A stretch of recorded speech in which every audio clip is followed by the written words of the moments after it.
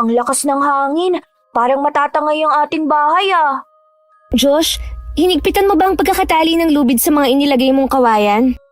Opo ate, tsaka nilagyan ko pa ng lumang gulong ang bubungan para hindi basta-basta matangay ng hangin. Hindi pa nga tayo nakakabawi dahil sa konting nakukuha nating isda sa dagat nung nakaraang linggo. Nasalanta na naman tayo ng bagyo. Chong, gusto niyo po bang ipagtimpla ko kayo ng kape? Sinabi ko na sa inyong dalawa na sumama na kayo kina Bet na lumikas eh.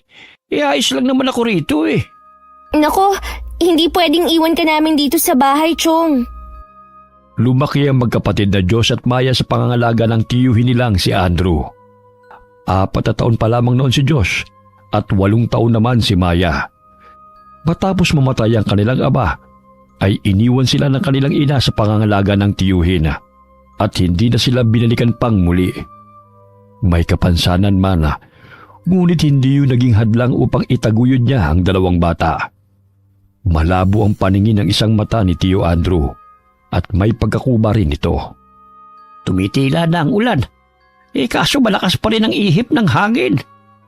Ayon sa balita bukas pa ng umaga huhupa ang bagyo. Sana naman hindi tangay ng hangin ang bubong.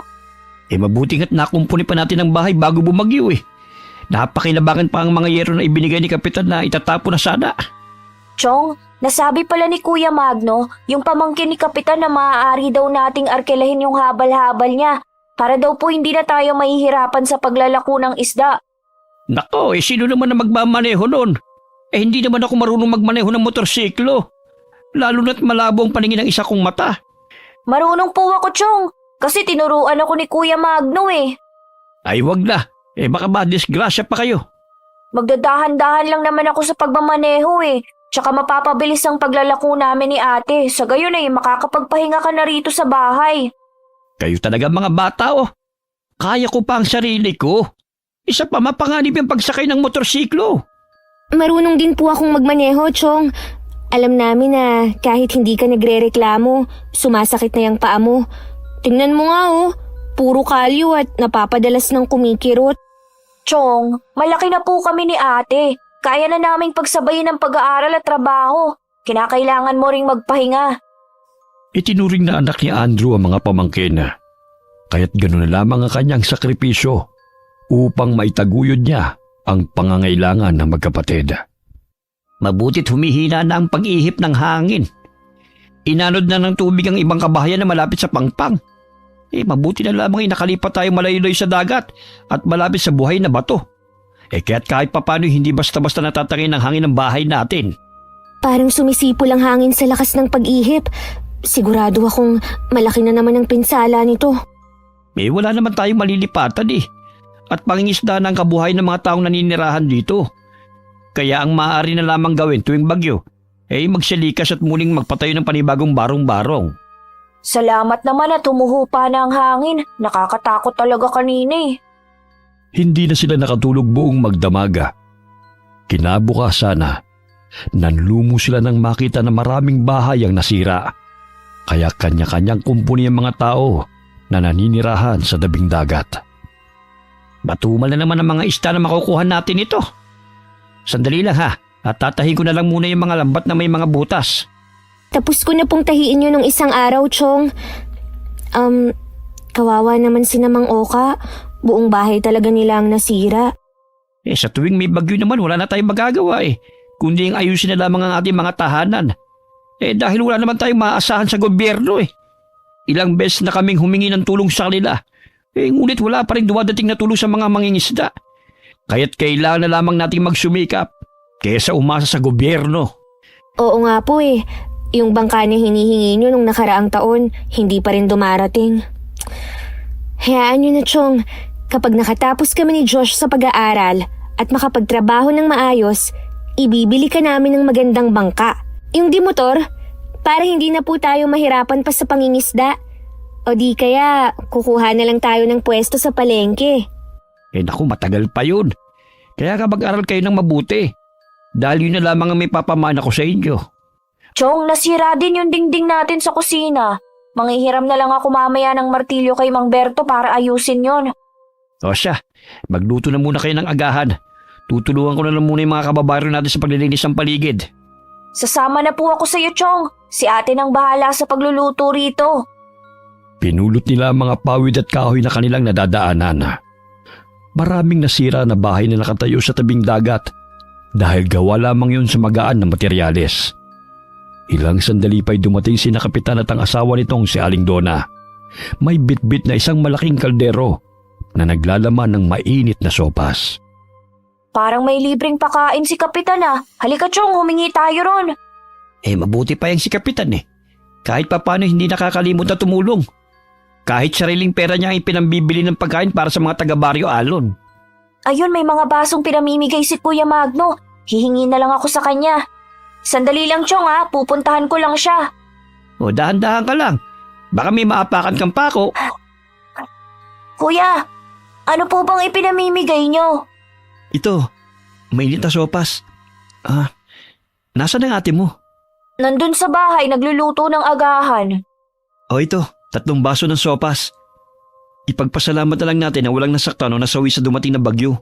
Kahit na maraming bayang napinsala, maaayos pa rin naman natin yun. Maraming salamat po rito, Kuya ah. Ibibigay ko lang to kay Chong at kay ate. Sige Josh, ingat.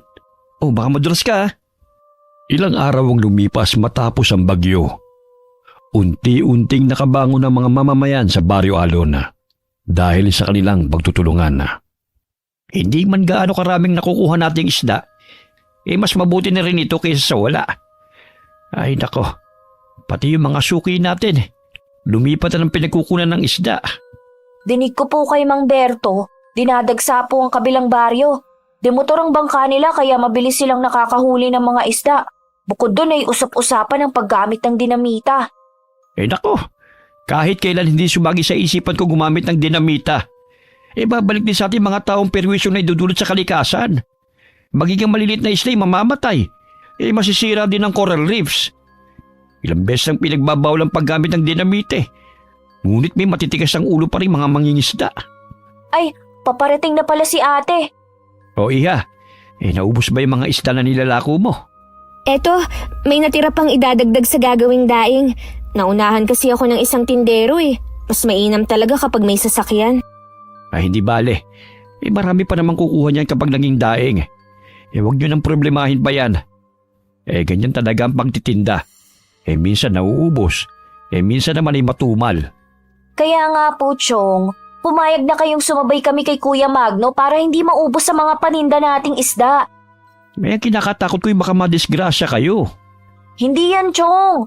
Kesa naman palagi na lang nahuhuli tayo sa pagde-deliver. Kaya nauunahan tayo ng mga ibang tindero eh. Siya, basta siguraduhin yung ligtas kayo ha. Ilang sandali pa'y hiniwa ni Tio Andrew ang mga isda at ibinabad sa toyo na may kalamansi. Sa tuwing hindi nauubos sa mga nilalako nilang isda, ay ginagawa niya yung daing. Dahil sa sikreto nitong sangkap, ay naging malasa ito na siyang nagugustuhan ng kanyang mga kakilala. Bago ko makalimutan, 5 supot ang daing ang order ni Helena. Mamaya ihatid mo to sa kanila, iho. Naku, halos kalahati ang tubo ni Aling Helena sa mga daing na kinukuha niya sa atin. Ano kaya kung kami na lang ni ate ang maglako sa mga kabahayan sa Karatig Baryo at Purok? Sasama kami kay Kuya Magno. Marami naman yung kakilala eh. Ayan na naman kayo eh. Nadadala na naman kayo sa kwento ng binatang yun. Alam nyo naman na wala tayong sariling motorsiklo. Hindi katulad nila na nakakarating saan man nila gustuhin. Kaya nga po aarkelahin namin ni ate ang habal-habal niya kung hindi siya naglalako. Ako na lang po ang maghahatid ng mga daing mamaya kay Aling Helena. Babaliktarin ko lang yung mga pinatuyong daing sa labas. Sige iha, at magpapahinga na muna ako. Sumasakit na naman ito kasing tuhod ko at likod ko eh. Maya-maya'y hinatid ng dalaga ang mga daing sa bahay ni Helena. Mahigit 30 minuto ang kanyang lalakarin bago makarating sa bahay ng ginang. Nadaanan siya ni Magno sakay ng habal-habal, kaya pinasakay siya nito. Saan ang punta mo, Maya? Mukhang daming daing yan ah. Sa bahay ni Aling Helena, ihahatid ko lang to. Saan banda ba ang bahay nila? Sa Purok 3. Ang layo pa nun ah. Ihahatid na kita. Ilang beses ko nang sinabi sa inyo na sumabay na kayo sa akin sa paglalako eh. Kayo rin na mahihirapan sa paglalakad. Tiyak na mauubos ka agad ang paninda nyo. Alam mo namang di kami pinapayagan ni Chong eh. Mas mapapadali ang pagtitinda nyo pag sakay ng motorsiklo. Gaya ko, oh. Nandyan lang ang 2 timba sa likod. Matumal pa naman ang bentahan dito sa ating nayon. Paunahan ng customer. Mas maganda magbenta sa lugar kung saan wala masyadong kompetensya. Lalo na sa liblib ng mga baryo. Ay, oo nga no. Alam mo minsan talaga, gumagana rin yung utak mo. Sa kaliwa ka dumaan. Malapit na tayo sa bahay ni Aling Helena. O di ba? Wala pa 15 minuto nakarating na tayo rito. Samantalang kung lalakarin, aabutin ka pa ng 1 oras. Tipid pa sa oras at pagod. Oo na, tama ka na nga eh. Wala pang 30 minuto'y nakauwi na kaagad si Maya sa kanilang bahay. Pangiting nagpaalam si Magno sa dalaga, habang kumikindat pa ito palayo. Abay, ang bilis mo naman ate ah. Nadaanan kasi ako ni Magno, kaya hinatid niya ako kay na Aling Helena. Mabuti nga yun eh, dahil hindi na ako nahirapan sa paglalakad. Alam mo ate, matagal ko nang napapansin na may lihim na pagtingin niyang si Kuya Magno sa'yo eh. Ang lagkit kasi kung makatitig sa'yo eh. Masyado kang malisyoso. Nasaan na si Chong? Andun sa loob, inihahanda ang mga daing na i-deliver niya sa palengke bukas.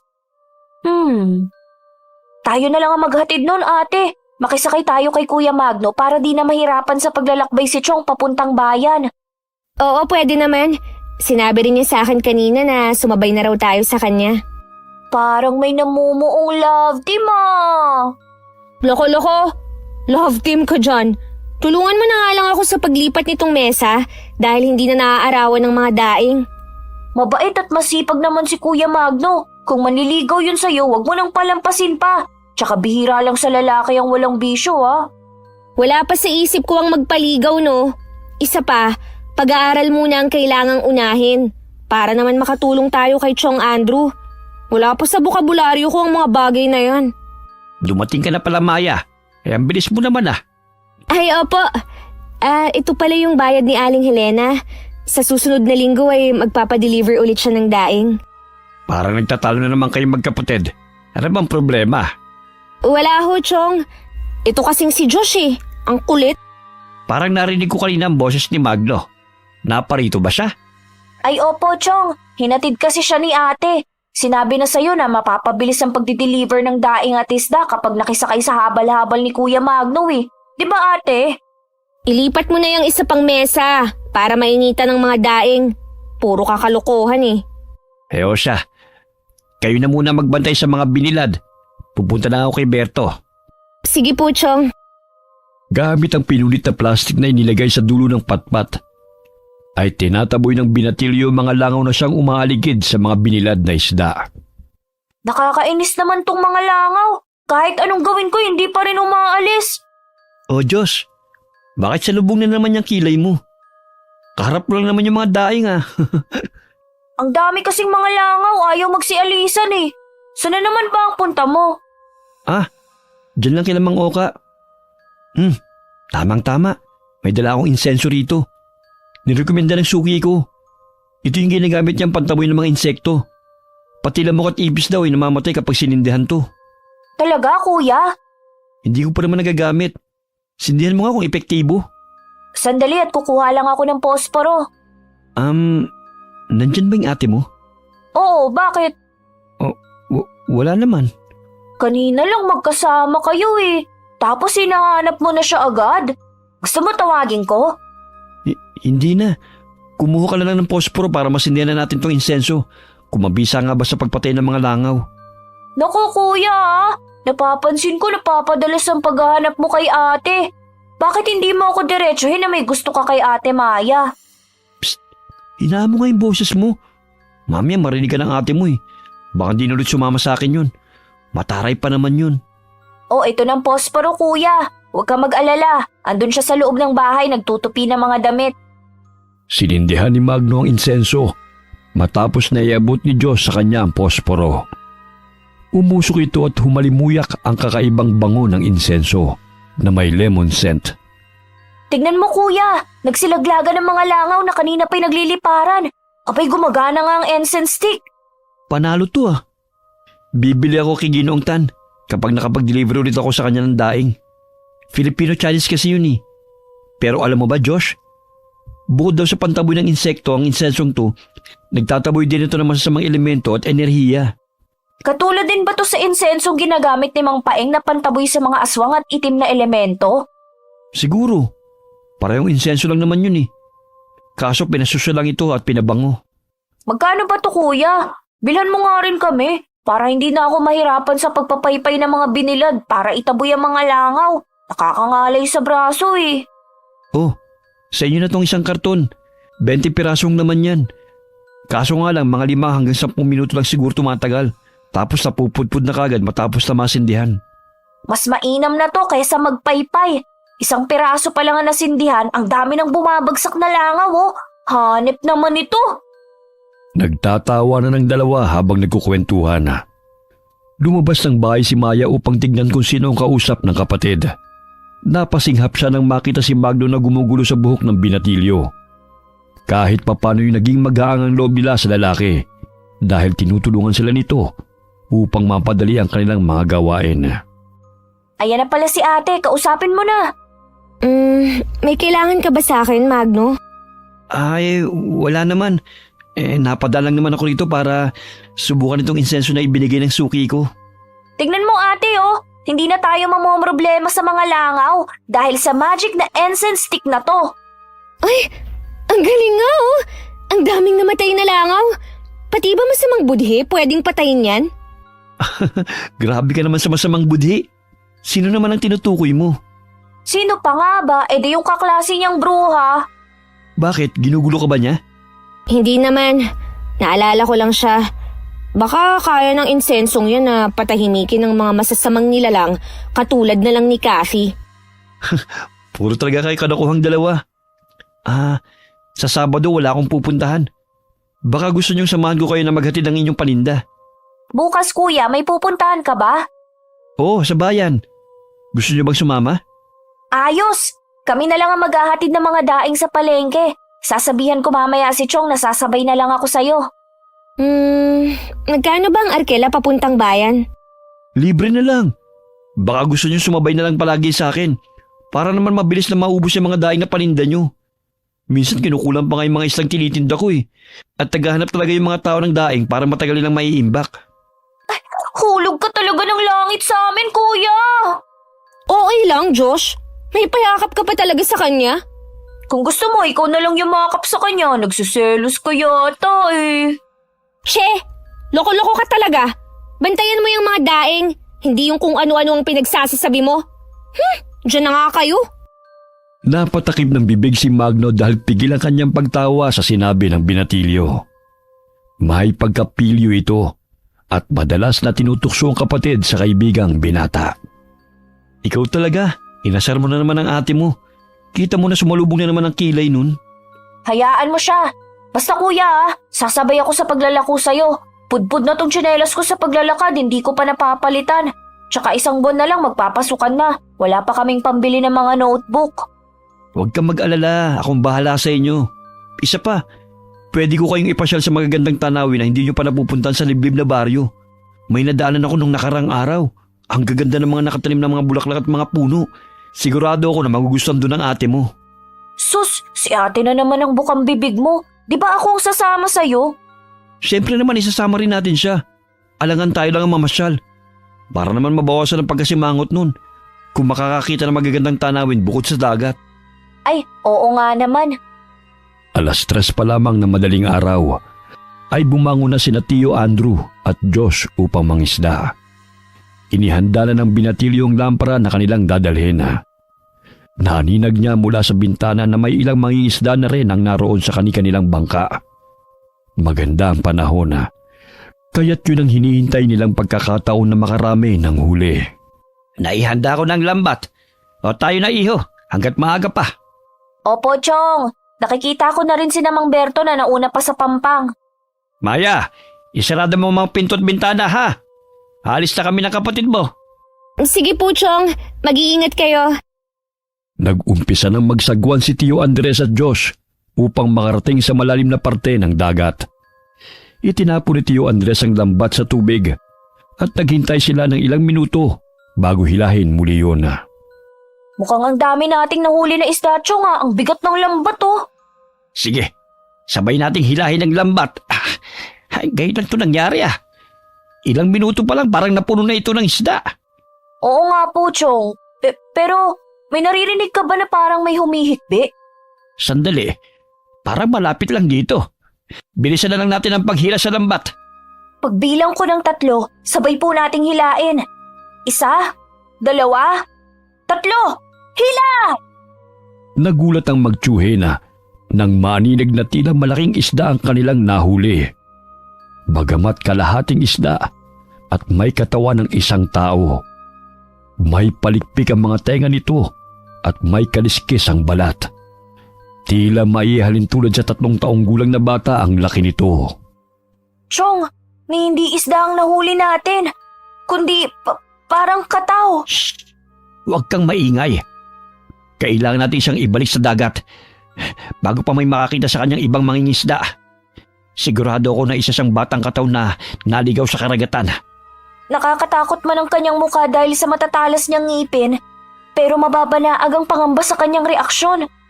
Nilalang ng dagat, huwag ka matakot sa amin. Hindi ka namin sasaktan. At sana huwag mo rin kami sasaktan. Ibabalik ka namin sa tubig. Ngunit siguraduhin mo makakauwi ka ng ligtas upang hindi manganib ang buhay mo sa ibang mangingisda. Chong, tignan mo parang naiintindihan ka niya. Totoo nga ang kinukwento noon sa amin ni Amang tungkol sa nakita niyang kataw. Ngunit walang naniwala sa kanya noon at tinawag siyang baliw. Dahil sa dami ng mangingisda rito, wala pang nakakita ng kataw. Subalit ngayon ay nasisiguro kong hindi nababaliw si Amang. Sandali lang at tatanggalin ko lang ang lambat na nakapulupot sa kanya. Huwag kang matakot sa amin. Hindi ka namin sasaktan kaibigan mo kami. Matapos na tanggalin ng binatilyo ang lambat, ay tumalon patungong tubig ang nahuli nilang kataw at nagsimula ng lumangoy palayo. Bagamat napansin ni Diyos na bumalik ito at kumapit sa kanilang bangka, inilahad nito ang makaliskis na palad. Wari nangungusap ang mga mata nito habang nakatitig sa binatilyo. Chong, tingnan mo umiilaw ang maliliit na bato sa kanyang palad. Iyan na siguro yung mutya ng perlas na sinasabi noon ni Amang na kusang ibinibigay ng mga nilalang sa dagat. Kunin mo, Diyos, dahil tandayan ang pasasalamat niya. Wala bang masamang mangyayari sa atin kung kukunin natin to, Chong? Ang pagkakaalam ko, mahiwaga ang batong yan. Sige na, kunin mo na, bago pa may makakita sa batang kataw na yan. Kinakabahang kinuha ng binatilyong kumikinang na perlas na kasing laki ng Holena. Ilang sandali tumango-tango ang batang katawa at napangisip pa ito kay Diyos bago lumangoy palayo sa kanilang bangka. Mag-iingat ka, kaibigan! Huwag ka magpapahuli sa ibang tao, Itago mong batong ibinigay niya sa'yo dahil maraming tao magkaka-interest dyan. Noong panahon pa ni Amang, sinasabi niya na tanging mga manggagamot lamang ang nakakaalam tungkol sa bisa ng batong yan. Maraming hiwaga na pumapalob sa perlas na yan.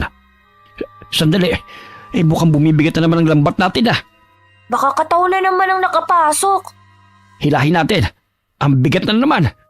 Chong, ang daming isda Naku, swerte tayo ngayon. Punong-puno ang mga banyera. Umuwi na tayo, iyo.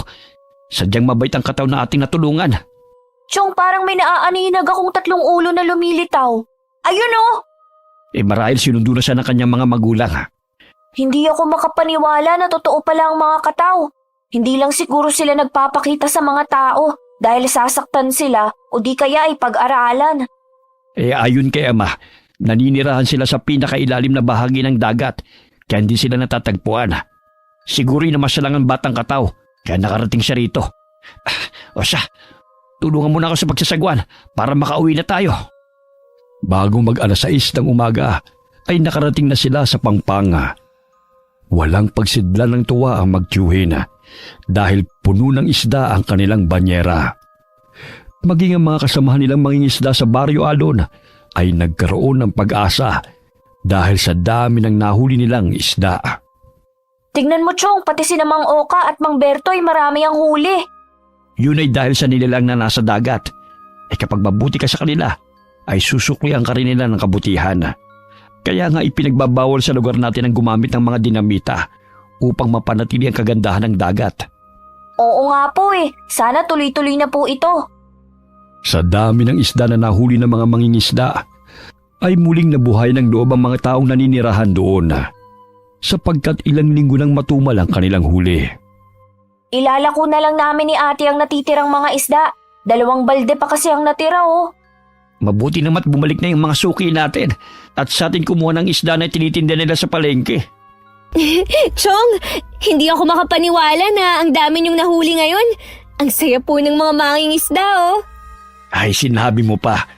Malaking biyaya ng Diyos at kalikasan ang dumating ngayong araw. Kaya ipagpatuloy lamang natin ang kabutihan sa ating mga puso.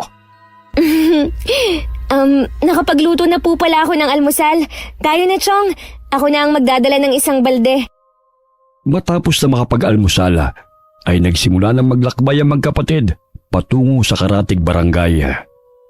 Nadaanan sila ni Magno, kaya pinasakay sila nito sa motorsiklo. Akin na nga yung mga balde. Hindi pa kayo nakakarating sa pupuntahan nyo, pagod na kayo. Isa pa, hindi ito mauubos dahil sa maraming ang naglalako rito. Kaya doon tayo magtitinda sa liblib na baryo. Baka naman delikado ang lugar na yan. Huwag kayong mag-alala. May kakilala akong suki ron, si Aling Rima. Minsan na siyang bumili ng isda sa akin. Panghuling supot ng paninda ko. Sinabi kasi niya sa akin na hatiran ko raw sila ron. Marami pang mga tao sa sitio Santolan. Saang lugar na naman yun? Sumakay na lang kayo para lalarga na tayo. Basta siguraduhin mong mauubos ang mga isda namin, ah. Sus, wala kang tiwala sa akin eh. Kinukulang nga yung mga paninda ko eh. Sumakay ka na kasi. Ang dami mong pantanong eh.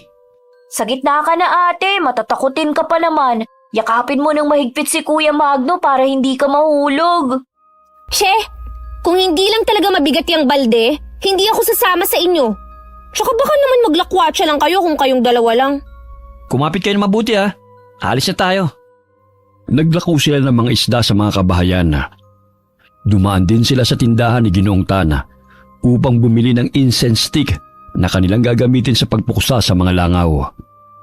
5 kahon ang binili ni Maya at agad na isinilid sa kanyang baga. Maraming salamat po, Ginoong Tan. Pwede po bang bangus na lang ang pambayad dito? Natawa ang matandang lalaki, ngunit pumayag din naman ito. Agad nilang tinungo ang sitio ng Santolan kung saan ang liblib na lugar na tinutukoy ni Magno. Nadaanan nila ang mga nakahilerang puno ng mga santol. Ilang sandali napamangha ang magkapatid sa natatanaw nilang mayayabog na mga halaman ng sampagita at gumamela. Wow, ngayon lang ako nakapunta sa lugar na to ah. May naninirahan pa pala rito? Ang layo na nga nito sa lugar natin. Parang wala namang katao-tao rito, kuya. Meron yan. Nakasalubong ko pa nga nun si Aling Rima at ang 2 niyang anak eh. Sabi niya marami pang pamamahay sa dulo. Kaya lang hindi ko na napuntahan dahil huling isda na yung nabili niya. Natuwa nga siya nung makita ako eh. Ayun, kuya, may tao. Pangising sinalubong ng matandang babae sina Magno at ang magkapatid, kasama ang 2 kalalakihan. Nakangiti man, ngunit matalim na nakatitig ito sa kanila, na animoy nananabik na makakita ng ibang tao. May bit-bit silang mga basket na gawa sa yantok dahil yun ang kanilang tinitinda. Magandang umaga sa inyo mga bata.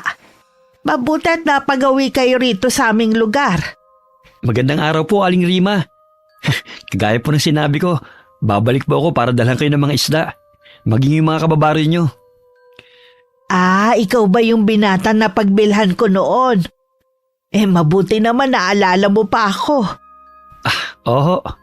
Marami pa akong mga kasamahan dito. Tsak na bibili ang mga yon.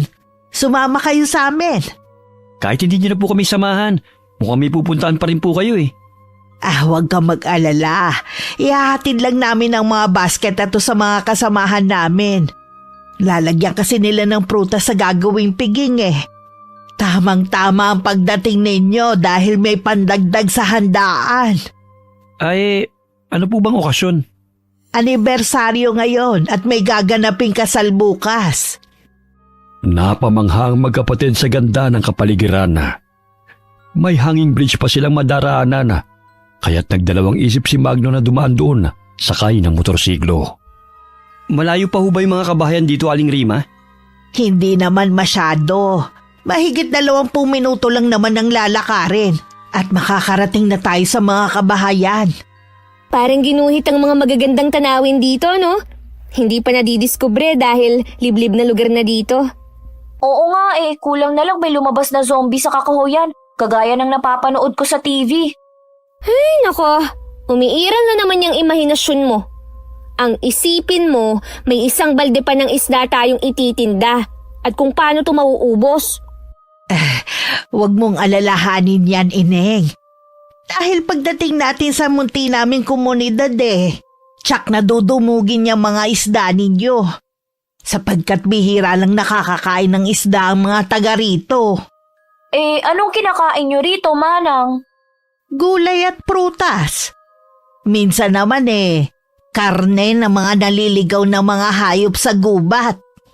Iniwan ni Magno ang motorsiklo sa lilim ng puno.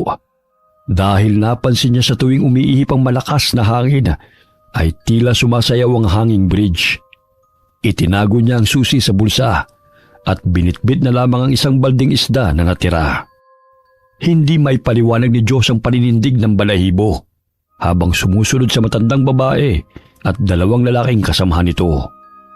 Napansin din niya na may munting liwanag na tumatago sa kanyang bulsa. Hindi siya nagkakamali na nagmumula yun sa batong mutya ng perlas na ibinigay sa kanya ng katao. Bakit biglang kuminang kaya ito? Tapos namamatay-matay din na animoy na pupunding ilaw. Josh, yung flashlight ng lighter mo umiilaw Ha? Oo nga pala. Nakalimutan kong patayin. Napansin rin pala ni ate ang tumagos na liwanag sa aking bulsa. Pero tsaka ako nasasabihin sa kanyang tungkol sa batong ibinigay ng kataw kung kaming 2 na lamang. Pumitas na mga dahon ng binatilyo at isinilid yun sa zipper nitong bulsa ng maong na shorts. Sa gayon ay matakpan nito ang liwanag na nagmumula sa perlas. Ate, tignan mo ang mga tao. Ang tatalim nila kung makatingin. Syempre, kinikilatis nila tayo Naninibago sila sa atin. Oh, nandito na tayo. Sandali at tatawagin ko lang ang mga kasamahan namin para naman makatikim din sila ng sariwang isda. Sila pala ang gumagawa ng mga duyan at basket na nakikita kong binibenta sa bayan. Bata pa lamang ay marunong na Ang galing nila. Ate, parang may nararamdaman akong kakaiba sa lugar na to. Matapos nating maibenta ang mga isda, umalis na kaagad tayo rito. Ayan mga kasama. Dinala na tayo ng sariwang isda ng mga bago kong kaibigan. Bumili na kayo. Malalaki po yung mga bangus na tinitinda namin. Tsaka mura pa. Sulitin nyo na hanggat narito pa sila. Dahil minsan lang tayo makakatikim ng sariwang ulam. Napalunok ng sariling laway si Josh nang marinig ang sinabi ng matandang babae. Wari tumindig ang mga balahibo niya sa katawan dahil napansin niyang napangisi ito ng nakakaloko habang palipat-lipat ang tingin sa kanilang tatlo. Bahagyang nagulat si Maya nang amoy-amoyin siya ng 2 dalagita na tumabi sa kanya. Nalalanghapan niya ang hininga ng mga ito kaya napatakip siya ng ilong. Nakakapanibago naman ng mga tao rito. Parang mga aso na inaamoy-amoy ako. Siyempre, amoy isda ako ngayon Maraming salamat po, Aling Rima, at sa mga kasamahan nyo dahil naubos to mga paninda namin. Sa susunod na linggo naman po kami makakapaglako rito. Sige po, alis na ho kami. Teka. Maaari nyo ba kaming saluhan sa aming pagdiriwang bukod kasi sa gaganaping kasalan bukas ng aking pamangkin, ika-100 anibersaryo ng aming samahan ngayong araw. May inihanda kaming konting salo-salo. Halina kayo. Huwag kayong mahiya dahil kayo lang naman ang aming mga bisita rito. Tsaka na lang po, Manang. Malayo pa po kasi ang aming pinanggagalingan Baka gabihin kami sa daan. Nako, kayo naman. Minsan lang kami magkaroon ng bisita sa baryong to Kaya itinuturing namin na espesyal kayo. Isang karangalan sa amin na magkaroon ng hindi inaasahang bisita sa mismong anibersaryo ng samahan. Nagagala kaming naparito kayo dahil ang ibig sabihin nun, Magiging matatag pa ang aming kapatiran. Marami pa po kasing gagawin sa bahay. Tsaka hindi alam ni Chong na malayo ang aming pinuntahan. Sandali lang naman hindi naman kayo magtatagal. Ihahatid din namin kayo sa labasan mamaya. Kahit ayaw nilang manatili roon, ay gano'n na lamang ang pagpupumilit ni Aling Rima. Ipinakilala pa nito sa mga bisita ang dalawang ikakasal. Ito pala ang pamangking kong si Alan at ang magiging asawa niyang si Tina. Hello po. Magandang araw. Grabe naman, sila yung ikakasal. Ang tanda ng lalaki tapos yung babae parang kaedad mo lang ate Shh! Huwag kang maingay. Mamaya marinig ka nila Hindi na po kami magtatagal, Aling Rima. Maging ako'y hinihintay na rin po ni Tiyo dahil kukumpunihin pa namin yung bangka Maaga pa naman iho. Sandali at ikukuha ko kayo ng mga prutas.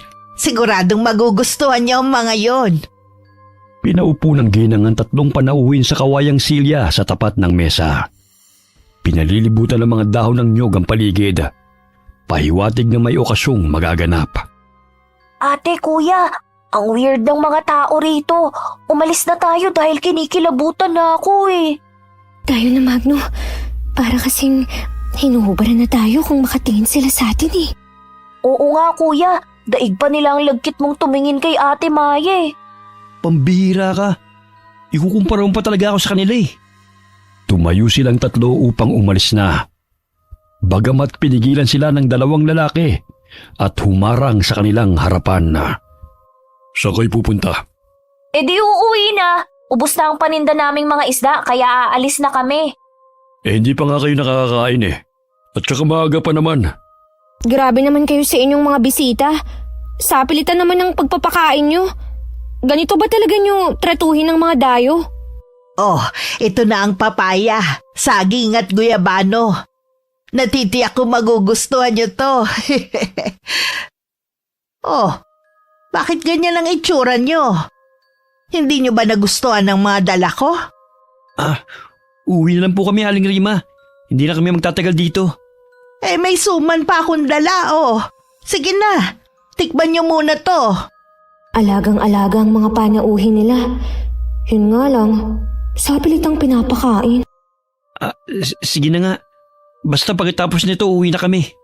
Sige na, kumain na kayo. Alam kong malayo pa ang inyong nilakbay patungo rito Walang nagawa ang tatlo kundi ang kumain na lamang. Matalim silang tinitignan ng mga taong nakapalibot sa kanila. Aling Rima, akala ko ba'y may gaganapin kayong salo-salo? Bakit kami lang ang kumakain? Mamayang gabi pa ang selebrasyon. Nandito naman kayo kaya kailangan naming paunlakan ng mga bisita. Ganun pala. Maghuhugas lang po muna ako ng kamay. Nasaan ba ang poso nyo? Nandun lang sa likod bahay, iho. Tinungo ng binatilyo ang poso kung saan itinuro ng ginang. Naghugas siya ng kamay. Hanggang sa maninaw niya sa siwa ng kawayang dingding ang isang lalaki na naghihiwa ng isda sa kusina. Pambihira, kinakain niyang sariwang hasang ng isda. Nakakadiri, hindi nga sila pangkaraniwang tao. Kailangan kong sabihan sina Kuya at Ate Maya.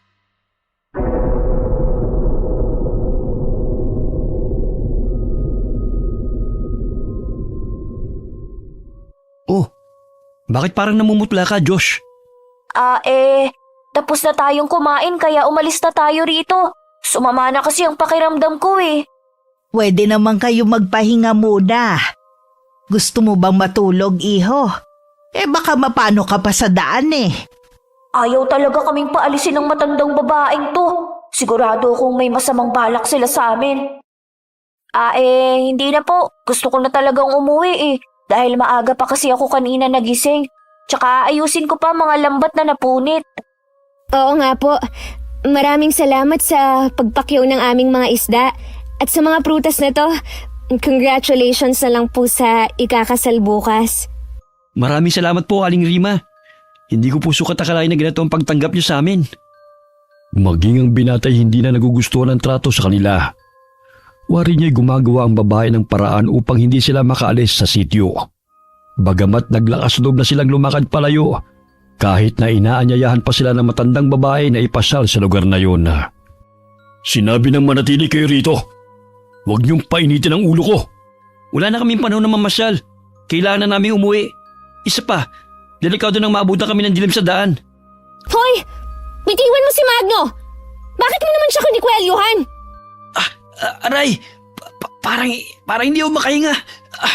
Bitiwan mo ako! Tibor, wag mo naman saktan ang ating mga panauhin. Tignan mo, natatakot na sila sa'yo. Pagpasensyahan nyo na lang ang anak ko, ha? Mainitin lang talaga ang kanyang ulo eh. Ihatid ko na kayo, mga anak. Mas mabuti pa nga po, Aling Rima. Baka kung ano pa pong gawin ng anak niyo kay Magno eh. Magnobyo ba kayong dalawa? Ha? Ay, hindi po. Hindi ko nobyo yung si Magno. Magkaibigan lang po kami. Ganun ba? Pagdating nila sa bandang tulay, ay napansin nilang nasira ito. Hindi na nila magawang makadaan dahil naputol ang lubid na dumudugtong doon. Ano nangyari sa tulay? Bakit naputol? Naku, nasira na naman ang lubid na dumudugtong sa tulay. Pambihira naman oh. Kung kailan may mga bisita doon pa nasira. Kanina lang ay matibay pa naman Paano nasira ang tulay? Ito talaga ang madalas na problema namin. Siguro may mga tao na naman napadaan at pinutol ang lubid. Madalas kami na pagdidiskitahan rito eh. Huwag kayo mag-alala. Kukumpunihin yan ni Tibor. Ang lalim pa naman ng ilog. Parang bangin na nga ang babagsakan pababa eh. Paano na kami makakauwi nito? Ayun, may tao nga sa kabila oh. Mukhang sinadyangang putulin ng tulay. O siya, bumalik na muna kayo sa bahay. Dahil mamaya o bukas pa yan maaayos eh. Wala talaga magawa ang mga taong naninirahan sa kabundukan kundi ang mamerwisyo. Paano na tayo makakauwi nito? Tsak na inihintay na tayo ni Chong. Hindi pa naman niya alam kung saan tayo pumunta. Kailangan nating gumawa ng paraan upang makalayo rito. Sa palagay ko may ibang daan pa naman siguro upang makalabas sa lugar na to. Aling Rima, madalas bang sinisira ng mga taga-bundok ang tulay? Oo, ilang beses na nilang pinuputol ang lubid eh. Wala na po bang ibang daan bukod sa tulay na yan? Ay naku, wala na. Bumababa talaga ang mga kasamahan namin para idugtong ang tulay na yan. Pahirapan man pero nagagawa naman ng paraan. Di bumaba na lang tayo para makarating sa kabila. Ang lalim ng bangin at rumaragasapa ang tubig sa ilog. Sadyang mapanganib. Pagpabukas nyo na lang ang pag-uwi at makukumpuni rin ang aking mga kasamahan ng tulay. Napabuntong hininga na lamang ang dalaga dahil sa pagkayamot. Nangungusap ang mga mata ni Magno, ngunit hindi naman siya sinisisi na magkapatid kung bakit naantala ang kanilang pag-uwi. Pasensya na kayo, Maya. Nang dahil sa akin, naabala pa kayo. Huwag mong sisihin ang sarili mo dahil hindi mo naman ginusto na maputol ang tulay eh. Maging alisto na lang tayo dahil pakiramdam ko kasi sadyang pinipigilan ang pag-alis natin dito. Aling Rima, maaari bang kumpuni na lang ngayon ng tulay? Tutulong po ako. Naku anak, pasensya ka na ha. Dahil abala mga kasamahan ko sa paghahanda sa okasyon. Siguro bukas pa nila maaayos yan. Wari nagniningning ang mga mata ng ginang habang nagpapaliwanag kina Magno. Inilibot ni Diyos ang mga mata sa paligid upang sipating kung may daan sila na maaaring madaanan. Ngunit tanging sa ilalim ng bangin lang ang daan patungo sa kabila. Ang lalim ng bangin. Babato. Ngunit mahihirapan din tayo sa pag-akyat sa kabilang dako kapag nandun na tayo sa ilalim. Kaya nga eh. Ay naku, ang tangi na lang nating pag-asa ang maayos ang tulay na yan. Sino ba naman kasi ang walang yang yun na sumira ng tulay? Nakakainis naman. Sumapit ang hapon. Naging abala ang mga taong naninirahan doon sa gaganaping okasyon. Wari nakakabingi ang kanilang sigawan na siyang nagpapahiwatig ng kanilang kagalakan. Parang mga baliw na nagtatatalon habang sumisigaw. Anong klaseng pangkat kaya sila? Hindi ko rin alam. Wala naman sa kultura ng mga Pilipino ang ginagawa nila eh. Baka naman grupo sila ng kulto, ate. Alam niyo na bang nakita ko kanina na kinakain ng isang lalaki ang hilaw na hasang? Baka naman mamaya, laman loob naman natin ang kainin nila. Totoo ba yan? Baka naman namamalikmata ka lang. Sasabihin ko nga sana sa inyo kaso nga lang biglang nagalit yung anak ng matanda kay Kuya Magno. Kaya hindi ko na ipinagpatuloy. Kakaiba ang mga taong naninirahan dito. Hahanap tayo ng paraan para makalis tayo rito. Kahit saan man tayo magpunta, hindi tayo nilulubay ng kanilang paningin. Napaupo na lamang ang tatlo sa lilim ng puno habang nag-iisip ng paraan kung saan daraan. Hanggang sa maisipang muli ni Josh na bumaba na lamang sa bangin at baybay ng ilog. Sumang-ayon ang dalawa, kaya tumayo sila at nagsimulang maglakad patungo sa sirang tulay bago pa mangyari ang masamang kutob nilang tatlo. Saan kayo pupunta? Ang titigas talaga ng ulo niyong tatlo. Sinabi na ngang manatili kayo rito Bakit ba ayaw nyo kaming paalisin? Wala kang pakialam kung gusto na naming umuwi. Nang umapa kayo sa lupang ito, nagbigay na kayo ng pahintulot na pagmamay-ari na namin kayo. Walang sino man na nakakalabas sa baryo. Anong pinagsasasabi mo, ha? Hindi nyo kami pagmamayari. Kaya pwede ba? Hayaan nyo na kami. Huwag mo akong hawakan! Ano ba? Malalaman nyo lang yan pagdating ng takdang oras. Mga kasama, italin nyo na sila! Aray! Saan nyo kami dadalhin? Pakawalan nyo kami! Mga salbahe kayo! Huwag na kayong pumalagpa kung ayaw nyo masaktan. Sa wakas, meron na magiging handa sa aming okasyon. Isang buwan ring hindi kami nakakatikim ng sariwang laman at dugo. Aso nga kayo! Aray! Ang braso ko! Bitiwan mo ako! Hayop ka! Mas masasaktan talaga kayong tatlo kapag nagtangka pa kayong lumaban. Hala! Lakad! Oh, anong kaguluhan to? Aling Rima, sinasaktan kami ng lalaking to. Tulungan niyo po kami. Bakit nyo sinasaktan ng mga panauhin natin? Ingatan nyo naman sila dahil malaking parte sila sa handaan. Isa ka ring masama katulad nila. Mga hayop kayo! Alam mo, iho, nagpapasalamat ako sa'yo dahil nagdala ka pa ng 2 kasamahan mo. Kahit papano magiging masaya ang anibersaryo at kasalan na gaganapin sa aming tribo. Hindi ako makapaniwalang makakalasap din kaming muli ng sariwang dugo ng tao. Mga demonyo kayo! Mabanlin lang! Huwag kang mag-alala. Hindi namin kayo pahihirapan. Parang kurot lang naman ng langgam ang inyong mararamdaman Ipasok nyo na sila sa kulungan. Siguraduhin yung hindi sila makakalabas. Malakas na suntok ang dumapo sa pisngi ni Magno nang itulak niyang lalaking pumipigil sa kanya.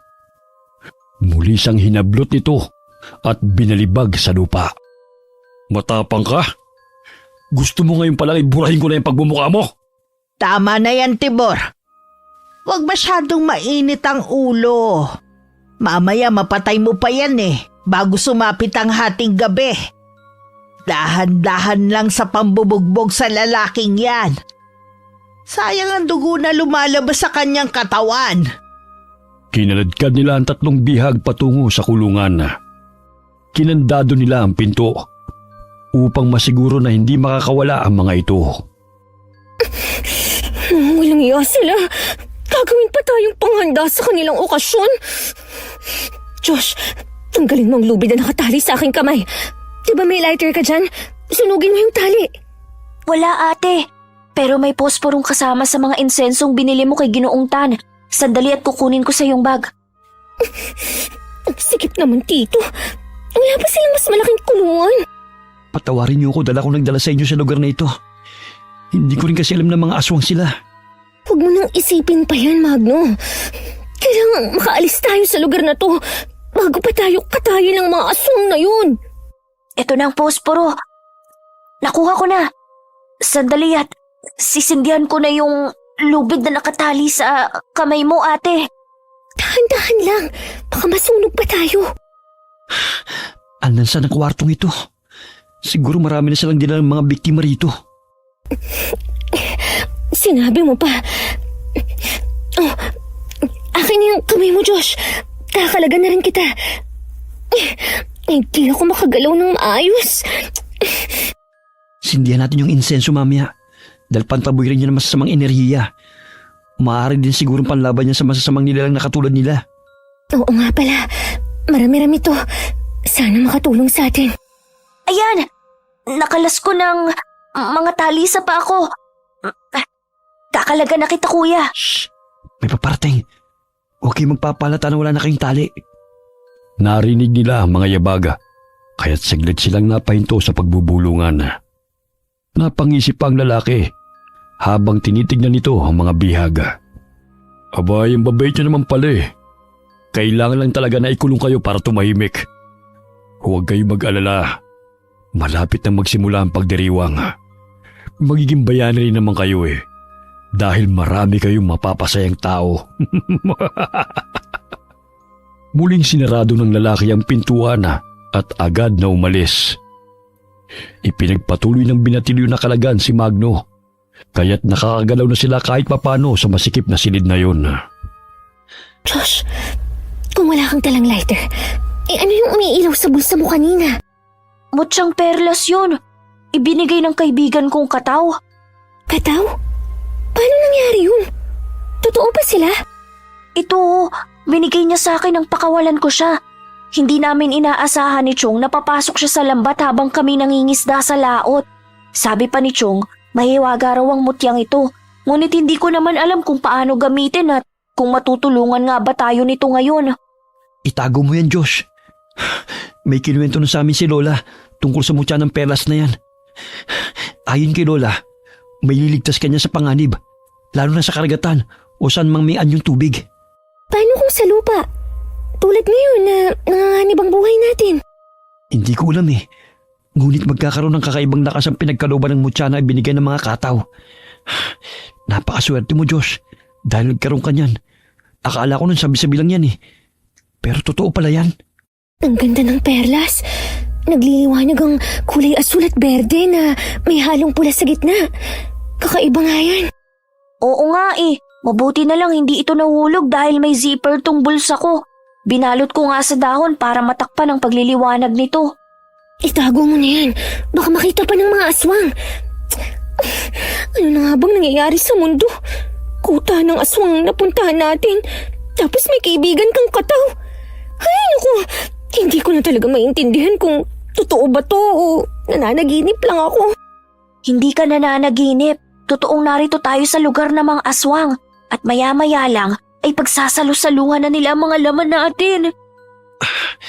Napakahirap naman tanggalin ang kadena na nakapulubot sa pinto. Wala tayong susi kaya hindi natin mabubuksan ang kandado. May hairpin ako. Itong gamitin mo para mabuksan ang kandadong yan. Baka naman kumana. Ang talino mo, ate ah. Kaya pilib sa'yo si Kuya Magno eh. Dahan-dahan lang para hindi tayo makalikha ng ingay. Mamaya, bumalik ang mga lalaking yun. Sandali lang. Sisilipin ko muna kung may bantay. Baka mapurnada pa yung gagawin natin eh. Mula sa butas ng pintuan ay sinilip ni Magno kung may tao sa labas ng silid. Wala siyang nakitang bantay. Kaya't agad niyang sinimulan ng pagbukas ng kandado gamit ang hairpin. Ilang minuto rin niyang pinagpatuloy yun hanggang sa tumagaktak ang pawis sa kanyang noo at nakaramdam na siya ng pangangalay sa kanyang mga braso. Ilang sandali pa'y may narinig siyang pumitik at napagtanto niyang nabuksan niya ang isang kandado. Ayan, nabuksan ng isa. Pero may isa pang kandado. Konting tiis na lang. Makakalabas na rin tayo rito. Susubukan kong magsindi ng incense stick mamaya para malaman natin kung takot nga ang mga aswang dito. Ayan, nakalas ko ng kadena. Walang bantay kaya dahan-dahan lang ang paglalakad para hindi na tayo makita. Ang dilim na pala. Sobrang ingay nilang magdiwang ng okasyon. Maglalagay ako ng incense stick dito. Tingnan natin kung epektibo nga ba to na panlaban sa kanila. Doon tayo sa mayayabong na halamang magtago habang nagkakasiyahan pa sila. Ate, kuya, papalapit si Aling Rima. Malalaman nilang nakatakas na tayo. Shh! Huwag na nga kayong maingay. Naaninaw nilang tatlo na may daladalang palakulang dalawang lalaki na kasama ni Aling Rima. Pangisipang tinatahak ng mga ito ang daan patungo sa kulungan. Ilang sandali narinig nilang malakas na sigaw ng matandang babae. Ah! Nasaan na ang mga bihag? Timor, natakasan tayo! Hindi mo na naman hinigpitan ng kandado? 2 kandadong inilagay ko sa kadena. Nasisiguro kong hindi nila mabubuksan yon. Ngunit paano kaya sila nakawala? Hanapin niyo sila! Sigurado kong hindi pa nakakalayo ang mga yon at wala naman silang madadaanan pa. Minsan na nga lang tayo makakatikim ng karne ng tao na katakas pa. Hala, hanapin niyo sila! Tatanga-tanga na naman kayo eh! Opo, Inang. Anong amoy yun? Bakit ang baho at nakakahilo? Hanapin niyo nga yun! Parang naninikip ang dibdib ko! Ang sakit ng ulo ko. Parang masusuka pa ako. Nagsiksikan ng tatlo sa halaman habang tinatanaw ang mga kalalakihan at si Aling Rima na hindi mapakali sa labas ng maliit na bahay na ginawang kulungan. Humahangos ang ginang dahil sa paninikip ng dibdib nito sa amoy ng insensong inilagay ni Maya sa likod ng pintuan. Umalis na tayo rito bago pa nila tayo mapansin. Dahan-dahan lang. Doon, sa kakahuyan. Baka may daan palabas sa lugar na to. Sandali lang. May taong naglalakad. Magtago muna tayo sa puno.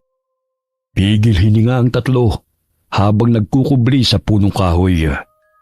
Pasipul-sipul pa ang lalaki hanggang sa lumampas ito sa kanila. Nagpatuloy sila sa lakad-takbo nila hanggang may mapansin silang bahay. Sumilip si Joe sa bintana upang sipatin kung anong meron doon. Namilog ang kanyang mga mata nang mapansin ang nakahigang matanda sa papag. Pinapahira ng langis ng babae ang buong katawan nito. Ate, kuya, tingnan nyo. Parang kalansay na yung matanda. Ngunit gumagalaw-galaw pa to. Tila mga 100 na yata ang edad niya na. Aswang din kaya yan? Tayo na. Mami, may dumating pa at maabutan pa tayo rito. Tingnan nyo, oh. Pinapakain ng babae ng sariwang isda ang matandang yun. Tsaka pinapainom pa ng sariwang dugo. Nakakadiri naman yan. Nadidinig kong boses ni Aling Rima at ang mga kasama niya. Ang dami na nilang naghahanap sa atin. Ang dalim pa ng paligid. Dumito na muna tayo. Natatabunan naman tayo ng mga halaman eh. Kaya hindi naman nila tayo makikita rito. Napatampal si Maya sa kanyang bibig nang dumungaw sa bintana ang babae nagpapahid ng langis sa matandang nakahiga. Nakiusyoso ito kung anong pinagkakaguluhan ng mga kasamahan nito. Bing, meron ka bang napansing 3 tao na dumaan rito? Lintik na takasan tayo ng mga bihag! Umiling-iling ang babae at muling bumalik sa higaan ng matandang lalaki. Ipinagpatuloy nito ang pagpapainom ng sariwang dugo sa matanda. Pigil ang paghinga nilang tatlo habang nagkukubli sa mga halaman. Hanggang sa gumalaw si Magno dahil kinaagat ng mga langgam ang kanyang paa. Ano ba, Magno? Bakit ang likot-likot mo? Mamaya, mapansin nilang nandito tayo eh. Pinapapak ako ng langgam. Hindi ko na kaya. Tiisin mo na muna. Konti na lang at makakalampas na sila rito. Hindi ko na talaga kaya. Baka mamaya umabot pa ang mga langgam sa itlog ko. Pati puwet ko ang kati-kati na. Aray, ang kati! Aray! Magno, nakita nila tayo! Ayun sila! Hulihin nyo! At huwag nang hayaang makatakas pa! Takbo! Oh! Animoy isang matsing na nagkakamot habang tumatakbo palayo si Magno. Hindi man nila alam kung saan patutungo, ngunit hindi sila tumigil upang hindi maabutan ng mga tao. Kinuha ng binatilyong perla sa kanyang bulsa at yun ang nagsilbing liwanag sa madilim na paligid. Magno, tulungan mo akong sindihan tong mga incense stick. Nangihina nga sila tuwing nakakalanghap nito. Sige, pero ang kati talaga ng katawan ko. Pakikamot nga muna yung likod ko. Pambira nakasabay pa talaga ang mga langgam sa pagpapahirap sa akin. Ayan, itusok mo na muna dyan sa lupa para malanghap nila ang amoy niyan. Ayos na siguro ang 5 piraso. Ikalat mo na lang. Ate! Kuya! Ayun, may daan! Mukhang walang taong dumadaan! Sana naman makaligtas tayo rito. Pagod na talaga ako sa kakatakbo. Grabe, ang liwanag ng perlas, parang lampara. Hindi ako makapaniwala na totoo palang mutya ng mga kataw. Ayun, tingnan nyo! May mga pinatulis na kawayan! Gagawin pa siguro nila itong bakod. Magagamit natin yan panlaban sa mga aswang. Hindi ko talaga inaasahan na nahahantong tayo sa ganito. Parang napapanood ko lang to sa pelikula eh. Naaaninag nila na halos hindi makatakbo ng maayos sa mga aswang na humahabol sa kanila. Galit na ang matandang babae dahil hindi nito makayanang salubungin ang amoy ng insenso na itinusok ni Magno sa lupa. Mahigit 5 minuto lang ang tinatagal ang insensong yan. Kaya magpatuloy na tayo sa pagtakbo. Pagod na talaga ako, Magno. Ang sakit-sakit ng paa ko. Kakargahin na lang kita. Hindi pwede huminto tayo. Tama si Kuya, Ate. Kaya magtiis na muna tayo. Hanggang sa makahanap ng maaari nating pagpahingahan. Pinulikat na ako. Ang sakit ng binti ko. Papalapit na sila. Akin na yung isang karton ng incense stick. Para mas papahirapan ko pa silang lalo. Tipirin mo, Josh. Hindi pa natin alam kung hanggang kailan tayo rito. Mamaya, maubos mong sindihan yan. At wala na tayong gagamitin laban sa kanila. Nakarating sila sa dulo ng daan at pababa na naman yun. May nakitang pinuto na saging si Josh at naisipan itong doon sumakay pababa sa madamong parte ng lupa. Sinunod ng dalawang naisip ng binatilyo. Nagpadausdo sila pababa sakay sa puno ng saging.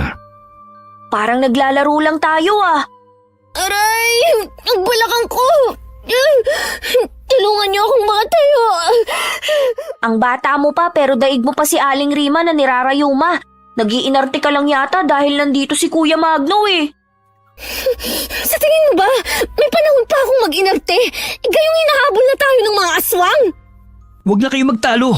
Umalis na tayo habang malayo pa sila. Gusto ko na talagang magpahinga. Ang sakit na ng mga paa ko. Josh, takpo mo muna yung perlas para hindi tayo matunto ng mga kalaban. Maghahanap tayo ng lugar na maaari natin pagpahingahan. Nagulat sila nang biglang may sumulpot na isang lalaki sa kanilang harapan. Pasinghot-singhot pa ito ng makaamoy ng sariwang dugo na nagmumula sa mga galos nila. Hoy! Lumayo ka sa amin! Nakikita mo bang kawaing to? Hindi ako magdadalawang isip na itarak ito sa bungo mo! Tao. Tama, tao. Sa wakas, makakalasap na rin ako ng sariwang dugo. Wala na kayong mapupuntahan pa. Dahil wala nang daan rito palabas. Huwag kang paharang-harang kasi sa daan. Paano kami makakadaan kung nandyan ka? Matapang ka, buibit ka. Gusto mo bang ikaw ang unahin kong patayin? Josh, mag-iingat ka! Lumayo ka sa kanya! Wala niyang iniisip kundi ang mapawi ang kanilang gutom. Lumayo ka sa aswang na yan! Nanginginig na dumampot ng bato si Maya at binato yun sa aswang na humarang sa kanila. Tinusok din ang binatilyo gamit ng kawayan ng tiyan nito. Dahilan na napatras ang aswang at malakas na pumalahaw. Yeah! Gutom na nga ako. Bubutasin mo pa ang tiyan ko. Tarantado kang bata ka. Ikaw ang tarantado! Naantalang pagtakas namin dahil sa'yo! Ay! Wala namang ganyanan. Ang sakit ng pagkakahampas mo sa ulo ko. Hayop ka. Mahuli lang kita. Uubusin ka yung dugo mo hanggang sa mamutla ka. Magno! Mag-iingat ka! Naku! Ang tatalim pa naman ng ngipin ng aswang na yan! makasisindi ulit ako ng incense stick. Tingnan ko lang ang tapang ng isang yan. Anong mabahong amoy na yan? Nakakahilo!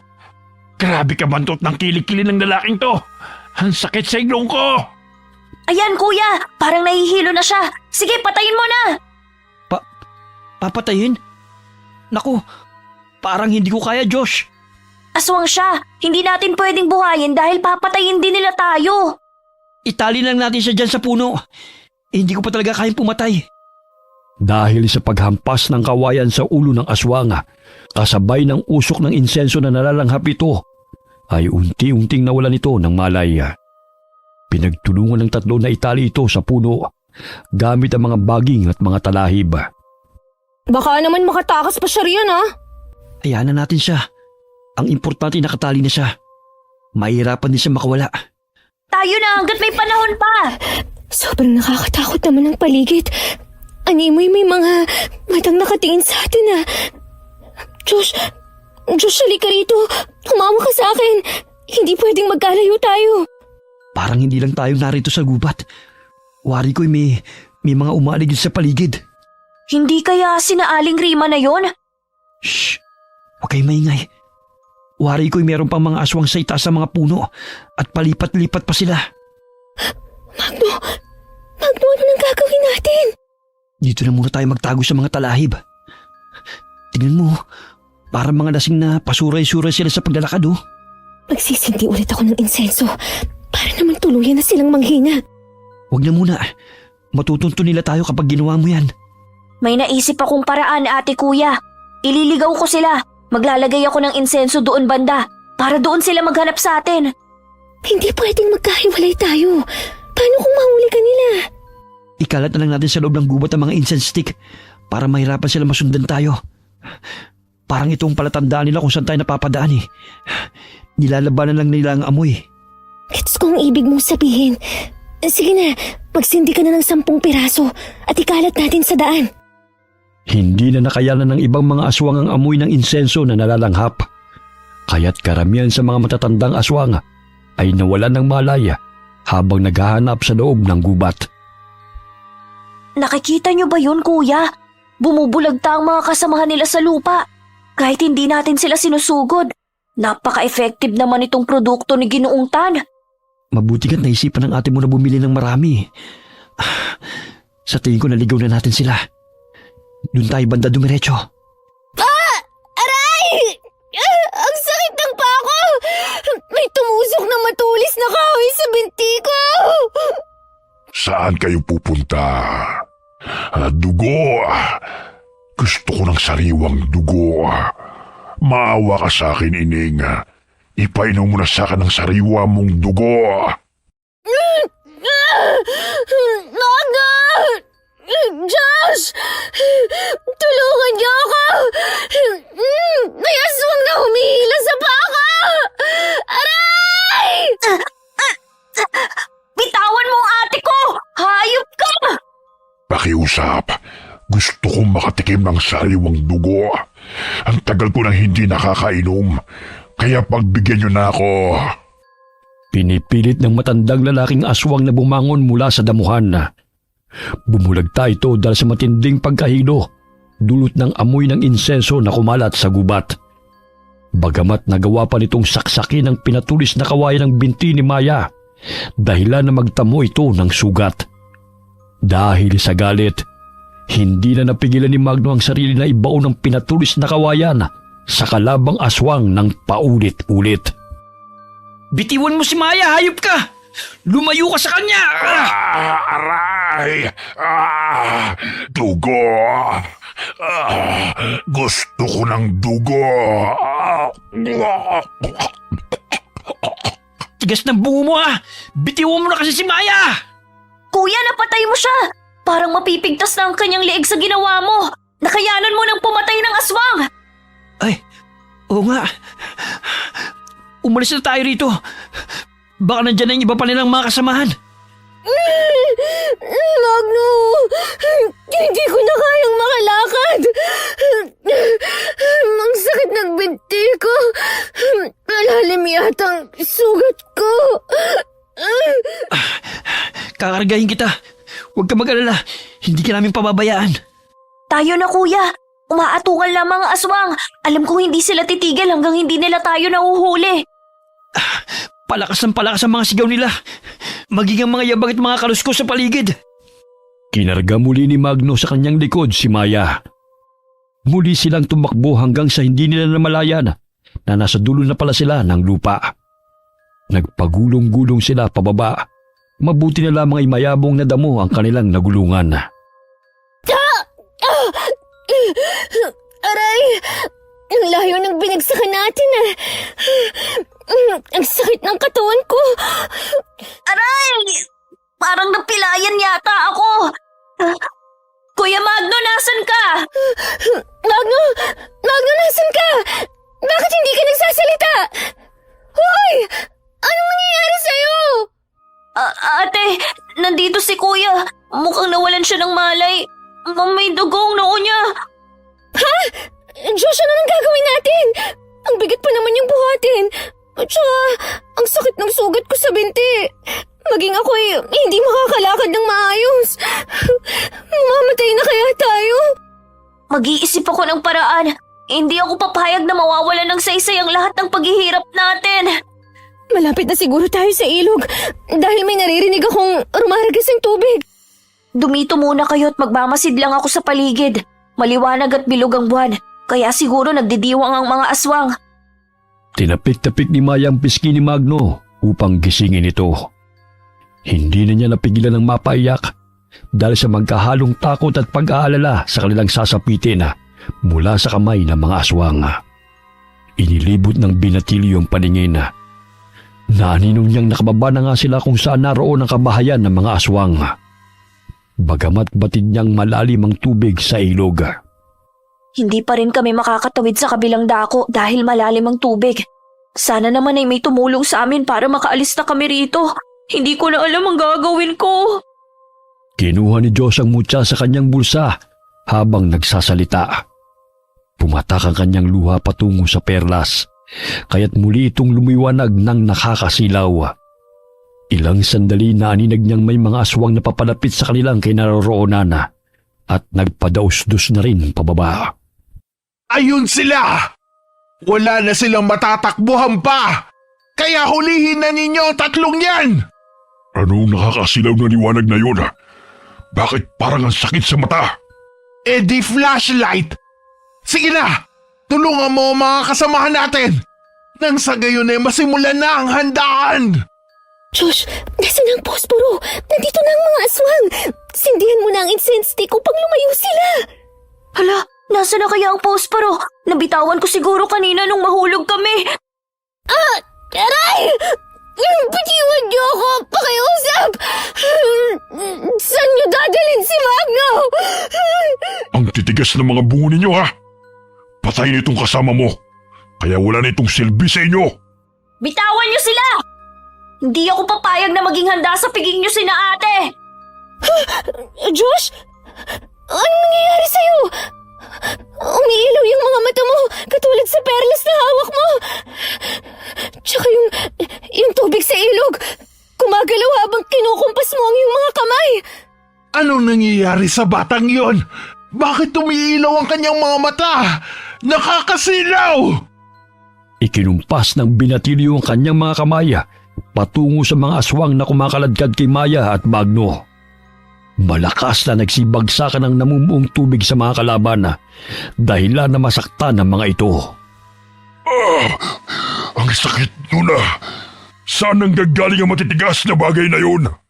Anong hiwaga na papaloob sa binatilyong yon na wari lumulutang sa tubig? Bitawan niyo ang ate ko! Etong sayo! Maging si Maya'y hindi makapaniwala na lumulutang ang kapatid sa tubig habang lumiliwanag ng kulay berde ang mga balintataw nito. Animoy nakokontrol ni Diyos ang tubig na siyang nagsisibagsakan sa kanilang mga kaaway. Sinugod niya gamit ang pinatulis na kawayan ng aswang na kumakaladkad sa kanyang kapatid dahilan natamaan ito sa dibdib. Tumilapon ito at bumagsak sa malaking puno ng akasya. Nabitiwan ito si Maya kaya't nagtago ang dalaga sa mga talahib. Habang nasasaksiyan ito ang pagsugod ng kapatid sa mga aswang. Totoo nga ang sinabi ni Magno na magiging malakas ang sino mang magkakaroon ng mutya ng kataw kapag naroon sa tubig. Hindi ako makapaniwala na magagawang makipaglaban ni Josh. Si Magno, ayun siya. Nabitawan din ng aswang. Kailangan ko siyang lapitan at gisingin. Hoy babae! Saan ka pupunta? Ang kulit nyo rin talagang magkapatid. Bakit hindi na lang kayo sumama ng matiwasay? Upang hindi na kayo masaktan pa! Hindi kami sasama sa inyo! Pinagkatiwalaan ka namin! Ngunit tatraidorin niyo lang pala kami! Naghahanap buhay kami ng maayos! Ano naman? Mamuhay rin kayo ng patas! Ang tanda-tanda mo na, ngunit hindi ka marunong mamuno sa mga sinasakupan mo! Etong sayo! Ah! Akala mo talaga makakaya mo kung babae ka? Pwes hindi ko na patatagalin ang buhay mo! Dito pa lang papatayin na kita! Humabang tila niyan papalapit sa akin! Kailangan ko siyang ilagan! Aray! Ang sakit ng pako! Ngunit hindi ako magpapatalo sa kanya! Nakapa ng dalagang pinatulis na kawayan sa damuhan at pilit na tumayo. Bago pa pumulupot sa kanyang legang mahabang dila ng aswang, ay tinusok niya na ito. Dahilan na malakas itong pumalahaw. Pilit niya itong hinila, ngunit napakadulas ng dila ng aswang. Ilang sandali na alimpungatan si Magno at napasapo sa sugatang noo. Naninag niya ang binatilong sumusugod sa mga kalaban nilang aswang habang nakalutang sa tubig.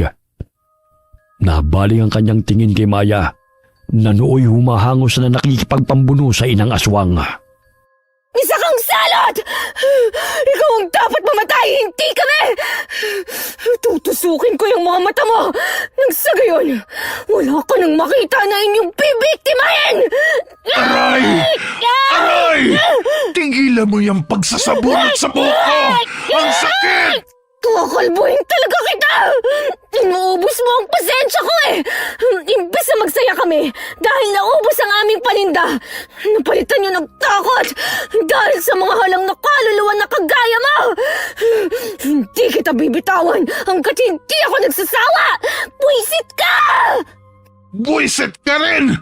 Napakalakas mo rin pala! Aray! Nalalagas na ang mga buko! Dahil sa matinding galit ay itinarak ni Maya ang pinatulis na kawayan sa noo ng inang aswang. Sumirit ang dugo sa noo nito. Hindi pa nakontento ang dalaga. Muli niyang sinaksak sa dibdib ang aswang hanggang sa unti-unti itong nawalan ng buhay. Napalingon siya sa kanyang likuran nang maramdamang may papalapit. Paika-ika siyang lumakad upang sugurin gamit ng pinatulis na kawayan ng taong yun. Maya! Maghunos dili ka! Ako to! Magno, mabuti at nagising ka na! Akala ko namatay ka na eh! Halika! Magtago ka muna rito. May paparating. Parang natakas pa oh. Pwes, ako nang harap sa kanila. Baka mapano ka pa! Hayaan mo na lang sila! Hindi pwede. Hanggat nabubuhay ang mga aswang na yan, marami pa silang mabibiktima. Kaya kailangan natin silang puksain. Ayun na sila, Magno! Mag-iingat ka! Hinarangan ng binata ang tumatakas na aswang. Nadapa pa ito ng matamaan ng nag-anyong batong tubig sa likod. Kaya't nagkaroon ng pagkakataon ng binata na hambalusin ng paulit-ulit ang mga aswang na umahandusay sa lupa. Maawa ka sa akin. Pakiusap. Huwag mo kong patayin. Hindi na ako lalaban sa iyo. At hahayaan ko na kayong makalis sa lugar na ito. Ngayon pa talaga na may laban na kami sa inyo? Kanina, halos lumuhod kami sa magmamakaawa. Tila mga bingi kayong lahat. Hindi na kita bubuhayin pa. Pinatay niyo si nanay. Mga walang hiya kayo. Kayo nagbigay sa amin ng pahintulot at pumatay sa kagaya ng mga walang awa. Di ba gusto nyo kaming patayin para gawing handa sa inyong pagdiriwang? Pwes, kayo na ang papatayin sa mismong araw ng anibersaryo nyo para wala na kayo mabibiktima pang muli. Paulit-ulit na hinambalos ni Magno sa ulo ang aswang na si Tibor. tumatalsik pa ang malalapot itong dugo mula sa natatamo nitong sugat. Aray! Tama na! Mga hayop kayo! Kayo mga hayop! Dahil kumakain kayo ng tao! Hindi lang hayop, kundi kampo ng dyablo! Dapat ubusin ang lahi ninyo! Magno, tingnan mo. Parang hindi na siya gumagalaw. Patay na siya. Nararapat lang yun sa kanya. Akala mo kung sinong matapang eh. Marami lang sila, kaya hindi tayo makalaban ng patas. Halika na. Puntahan na natin si Josh. Tingnan mo. Hindi ako makapaniwala na ang lakas ng kapangyarihan ng mutya ng kataw na napa sa kanya. Totoo nga ang sinabi mo na mas mabisa yun kapag siya'y nasa tubig. Parang naglalaro lamang siya na sinusugod ng mga kalaban. Napakaliksi niya. Sige, sumugod kayo hanggat kaya nyo pa. Akala nyo hindi ko kayo uurungan. Hinihingal na ang mga kalaban nitong aswanga, ngunit tila ba'y walang kapaguran ang binatilyo sa paglaban sa kanila. Animoy lumilipad siya sa tulong ng tubig na bumubuhat sa kanya. Umatras sa mga aswanga dahil alam nilang hindi nila matatalo ang binatilyo, kaya't kumaripas ng takbo palayo ang mga ito. Bagamat biglang lumikha ng ipo-ipo ang tubig, kaya't napakapit sa puno sina Maya at Magno sa lakas ng hangin. Isa-isang hinigop ng tubig ang mga aswanga at nagpaikot-ikot sa ipo-ipo. Wari may sariling kamay ang tubig na siyang humahablot sa mga kalabang aswanga. Ayan! Mag-enjoy kayo sa pag-ikot. Tsak na magugustuhan nyo yan. Ito pala ang bisa ng perlas na ibinigay ng batang kataw. Ang galing naman! Josh, mag-iingat ka! Baka madala ka ng ipo-ipong yan! Huwag niyo akong alalahanin, ate! Kontrolado ko ang tubig! Nakakakilabot ang panaghoy ng mga aswang. Unti-unti silang nalulunod. Ngayon lang ako nakasaksi ng ganito kahiwagang pangyayari. Huy, basta ipangako mo na huwag mong ipagsasabi ang tungkol sa mutya na ibinigay ng kataw sa kapatid ko. Tsak na dudumugin kami ng mga tao at maaaring manganib ang buhay ni Josh. Kahit hindi mo man sabihin, pananatilihin kong sikreto ang lahat ng nalalaman ko. Siyempre, ayoko namang mapahama kayo. Lalo na ikaw.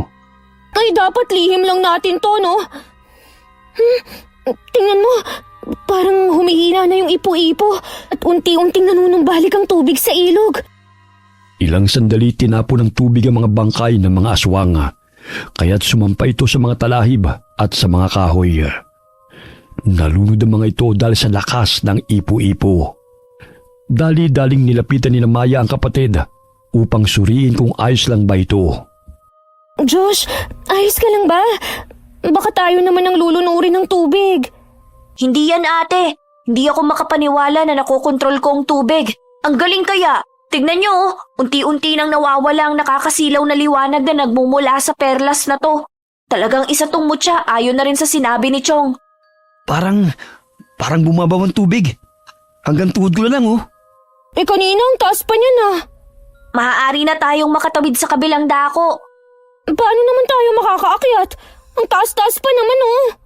Ayun, may mga tao. Mga aswang din kaya sila? Parang mga Aita. Subukan nating humingi ng tulong sa kanila.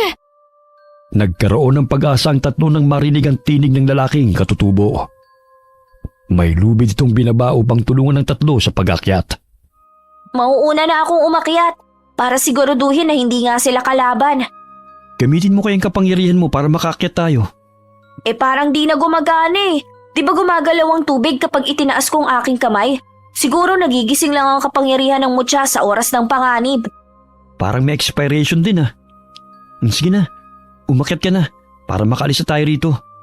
Sa tingin ko may mga aswang pang nagkukubli sa gubat, pero takot lang na lumapit sa atin. Nang makarating sa itaas na bahagi si Josh, sinalubong siya ng grupo ng mga Aita. Nagtulungan ang mga ito sa pag-alalay sa lubid na nakatali sa puno. Sumunod sina Maya at Magno. Ay, sa wakas, nakarating din tayo rito. Ate, hindi nga sila mga aswang. Nasaan ang motorsiklo ko? Iniwan ko lang dito ah.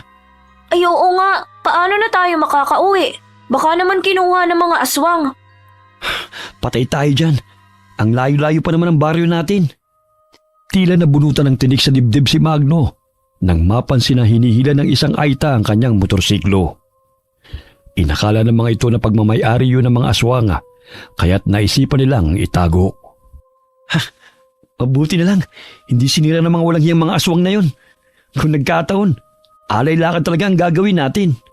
Ang sakit pa naman ng paa ko. Ngayon ko lang ulit naramdaman ang pangangalay sa katatakbo natin. Inanyayahan ng mga katutubong Aita ang tatlo sa kanilang bahay. Nagdalawang isip si Maya. Sa takot na aswang na naman ang kanilang sasamahan. Bagamat nagpausok ng kamangyan ng pinakamatandang Aita upang siguraduhin na hindi sila aswang, kundi sila ang kalaban ng mga aswang ng sityong yun. Napag-alaman din nila na mga Aita ang pumutol sa tulay upang hindi na makalakbay ang mga aswang palabas ng tinitirahan ng mga ito. Inanyayahan ng mga katutubong Aita ang tatlo sa kanilang bahay. Nagdalawang isip si Maya sa takot na aswang na naman ang kanilang sasamahan. Bagamat nagpausok ng kamangyan ng pinakamatandang Aita upang siguruhin na hindi sila aswang, kundi sila ang kalaban ng mga aswang sa sityong yun. Napag-alaman din nila na ang mga Aita ang pumutol sa tulay upang hindi na makalakbay ang mga aswang palabas ng tinitirhan ng mga ito. Mabuti naman makakapagpahinga na tayo. Bukas ng umaga na lang tayo umuwi. Ay, dami mga lamok. May natira pang incense stick. Sandali, sisindihan ko lang. Tignan mo ate oh, hindi sila nabahuan sa incense stick na yan. Kumpirmadong hindi nga sila aswang. Makakatulog na tayo nito. Medyo bumuti ang pakiramdam ko dahil ginamot din ng mga kaibigan nating katutubo ang sugat ko. Hindi na masyadong kumikirot. Good night ate, kuya. Inaantok na talaga ako. Mahimbing na natulog ang tatlo sa bahay ng mga katutubong Aita na tumulong sa kanila. Kinabukasan, matapos silang mag-umagahan, ay agad na silang nagpaalam sa kanilang mga kaibigan. Nilakbay nila ang daan palabas sa liblib na lugar sa Sitio Santolan.